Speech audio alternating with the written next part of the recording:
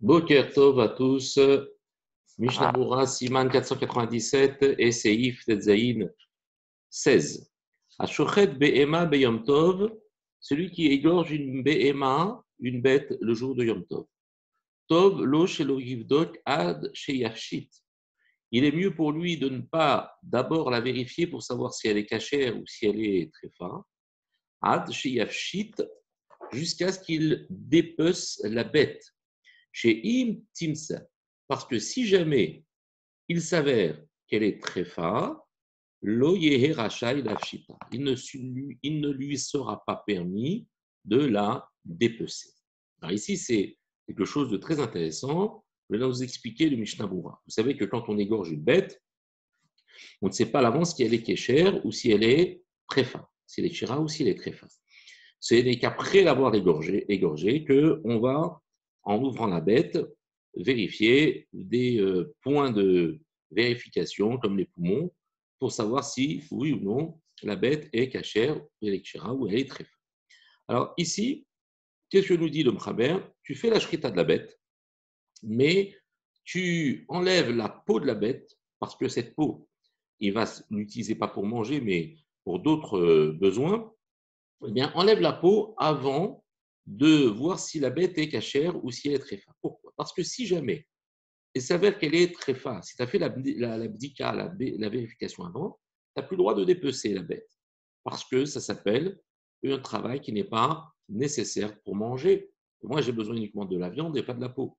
Donc, on va t'autoriser à dépecer la bête avant de savoir si oui ou non la bête est cachère ou elle est tréfa. Alors, la raison que rapporte le Mishnah Berurah de cette interdiction qui paraît un petit peu une ruse. Pourquoi? Parce que si jamais elle s'avère qu'elle est tréfa, tu n'as pas le droit, c'est interdit, mais avant, on va le faire, genre, je ferme les yeux, je me cache à moi-même l'éventualité du fait que la bête soit tréfa. Alors ici, il y a une raison à tout. Et le Mishnah Berurah apporte ici la raison. Ad sheyafshit. Donc, il ne la vérifie pas avant qu'il ait d'abord dépecé la peau. Pourquoi? Ou la hafshit, alcool panim, mutar kodem, chez Batka. Parce que la dépecer, de toutes les manières, il est permis de le faire avant qu'il fasse la vérification. Chez En Chosheshim, chez Mat Taref.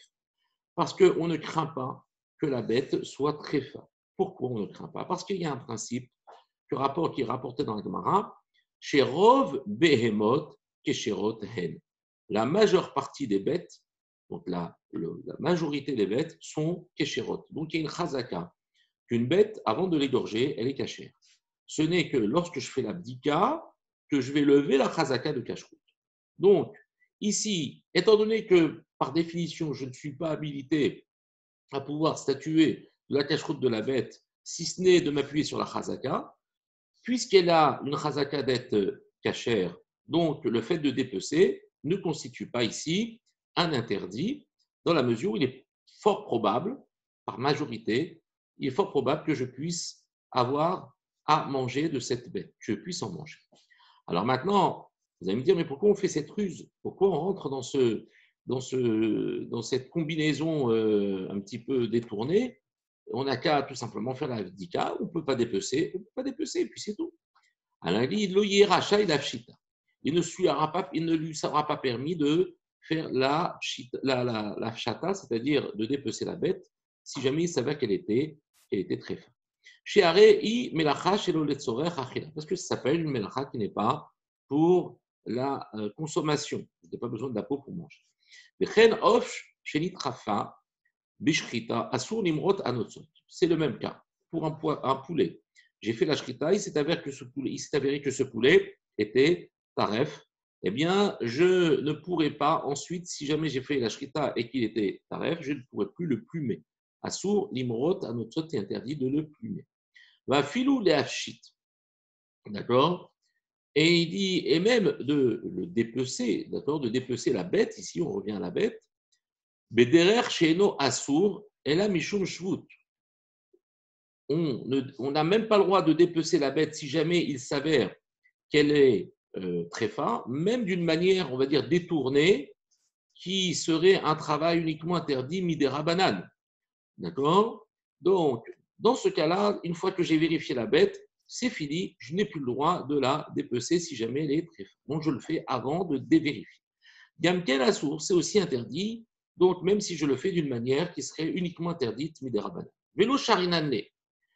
Et on ne lui permet de dépecer la bête avant même d'avoir fait l'abdika. Mishum taramad dilma mibna velo shahit vitbatel besimchat yom. Parce que si jamais on ne lui permet pas de dépecer la bête sur la simple présomption que cette bête soit cachère, parce qu'elle répond au principe que Robé mot kesherot hen. Du coup, qu'est-ce qui va se passer? Cet homme, Mishum Tama Dilma Mimnar, il va s'empêcher de quoi? De faire la shrita de la bête. Vélo, Shahid, Veit Batem, Mismchat Yom Tov. Et du coup, il ne va pas manger de viande le jour du Yom Tov. Donc, pour lui permettre de pouvoir manger de la viande et pour lui donner cette autorisation, on lui dira tu peux dépecer la bête en t'appuyant sur la chazaka qu'elle est cachère avant même de la vérifier.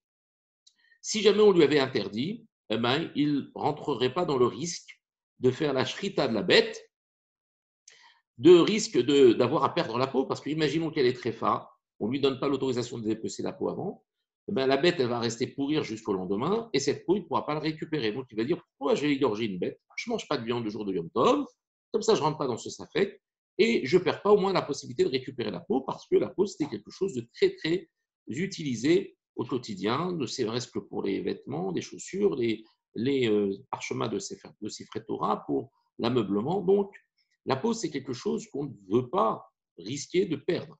Donc, on peut s'appuyer sur la chazaka que la bête et les cachères avant même de la vérifier pour ne pas empêcher l'homme d'abandonner le projet d'égorger la bête le jour de Yom Tov et de risquer de perdre sa peau et surtout de risquer de le voir s'abstenir de manger de viande et de ne pas accomplir la mitzvah de Simchat Yom Tov.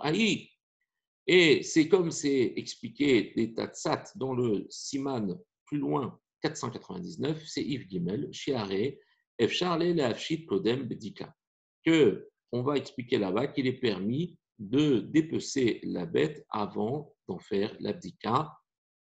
Voilà. Kol Touv, bonne journée à tous, Atzlacham.